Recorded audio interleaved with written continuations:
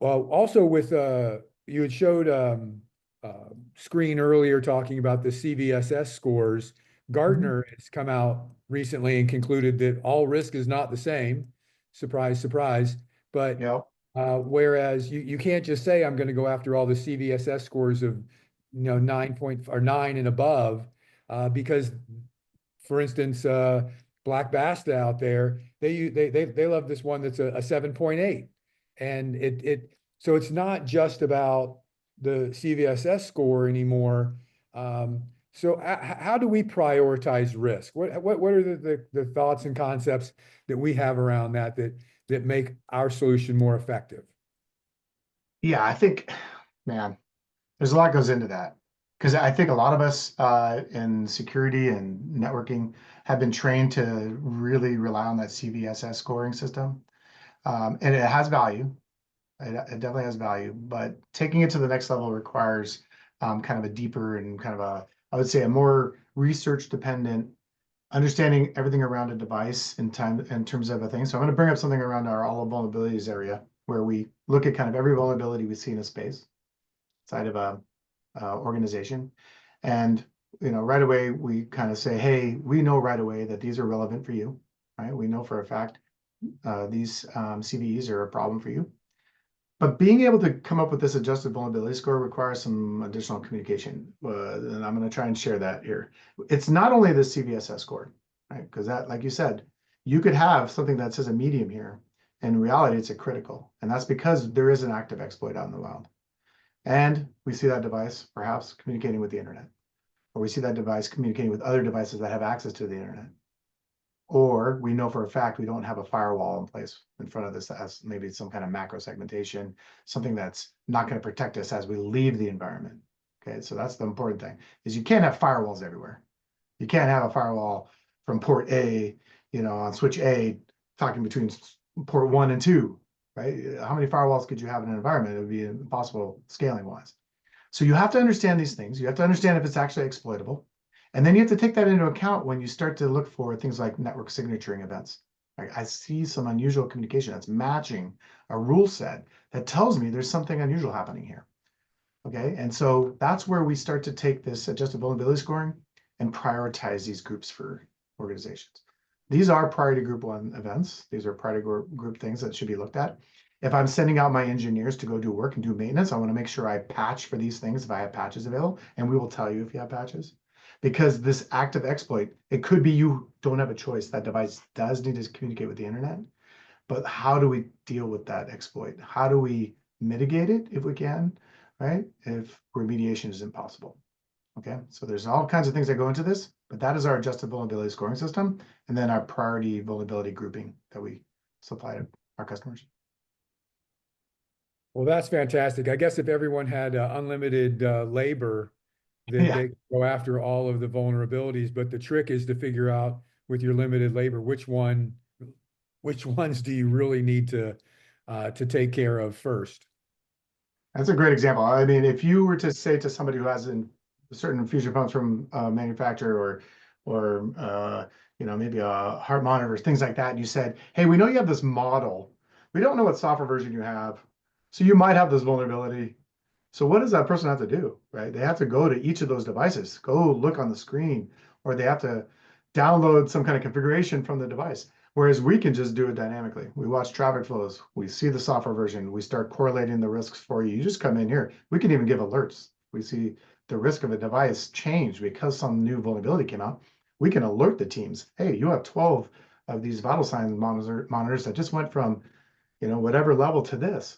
We should take Right. some kind of action. This is what you should work on. So it's Yeah, and that's resilience. That's the ability to be able to see something, pivot, change, make the modifications. Because resilience doesn't necessarily mean just, get back up after you've been knocked down. It's make the changes you need to when you first see it. That's real resilience because you stop the problem before it ever even occurred. and that kind of ties back to when we talk about those vulnerabilities and when we're talking like there's a lot of areas of a that have things like Tenable. So let's say you have Tenable in the environment and you're doing scanning. You can't scan everything in real time, like constantly. A lot of times we'll find people have a Tenable scan that happens maybe once a month, once every 6 months, 6 weeks, 8 weeks. And then they go look at that data and they're like, oh, I'm gonna go do the patching. But they may have already missed like the next 6 vulnerabilities. So what we're doing constantly also, and Tenable is a great example. We have Tenable integration as well. As easy as just setting up some simple like access API token things that the Tenable folks are used to, we can literally just send that data to Tenable.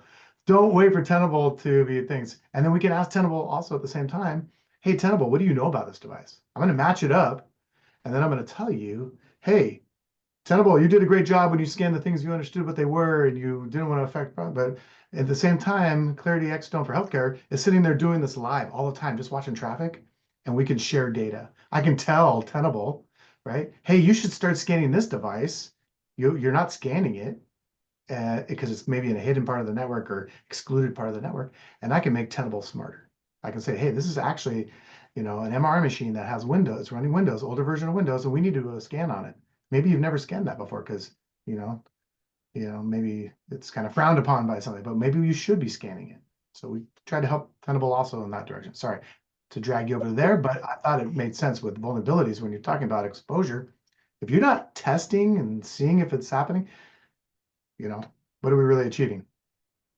And so, identifying the devices and their vulnerabilities and doing scans is great, but, scanning devices, sometimes is frowned upon, for active scanning because these devices weren't really designed to communicate in that way. And so there's a fear that, you may, knock them over or while they're, in providing life-saving treatment to grandma, Yep. which is a career-limiting move at the least.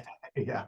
So, but Xdome has some ways of trying to identify devices and get more data. Kind of what does that look like? So there's two kind of things to that point. One is we're passively on the network. So for things like an infusion pump, we don't have to scan it, don't have to even have Tenable scan it. And by us watching traffic flows and seeing what versions it's running, correlating that way and seeing if we see network kind of signature events, we can kind of tell you like, hey, we know you have this CVE, this vulnerability without Tenable having to scan. That's one thing. Now there are quite a few devices inside of an environment where we use something called MedEdge. So there's this edge management kind of module piece that we have. And there are plenty of devices that support putting something on it so that you can gather data. So you can take a look. Now, is it every device? No, but we're trying to solve for many different things. There's a lot of different, very interesting things inside of a hospital organization and kind of what a device uses in terms of communication. So I'm gonna pull up this tab and just kind of show you what it looks like when you use our MedEdge client. It's a standalone client. And what it does is it can sit there and it can run from a host and learn about devices, right? About what it's sitting on. Things like my host name, my patch level, what KBs do I have installed if I'm a Windows box?